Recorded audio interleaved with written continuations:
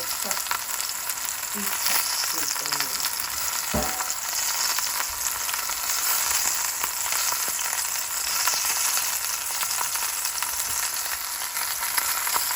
Okay, so it's kind of a cool day today, so I thought I'd do a pot roast. I've actually been dying for a pot roast.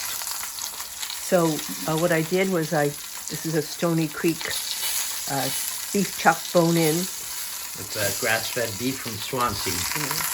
And I'm just browning it up, and then I'm going to braise it with some onion greens from my garden, some sage, and I'm going to put some orange rind in it.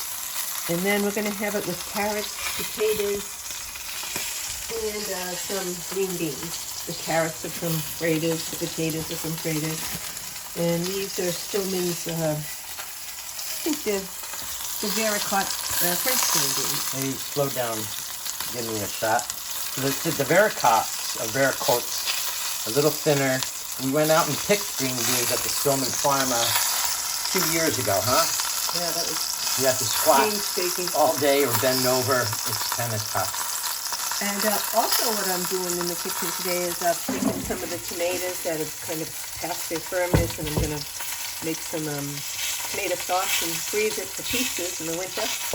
And then I took some of these tomatoes from my garden, and I'm going to oven roast them with some basil. What kind of tomatoes are they? They're Roma tomatoes. Romas. I don't know, I don't quite understand. They look very small. I know. See, some of them are shaped like Romans. They're like oval ones, and then some of them were more round. Like cherries? Yeah, so I don't know, but they came off the same bush. So. So how are you going to preserve them? I'm going to oven roast them with some basil. You put a little olive oil in here with salt and some basil, and you oven roast them at a low temperature, maybe 200 degrees, until they're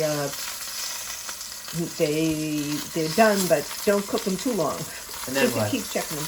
Oh, they're just delicious in pasta, on pizzas, to eat, just to pop one in your mouth. They're great on sandwiches. And you can preserve them in oil, right? In just a mason jar in oil. Any jar, doesn't matter. Right.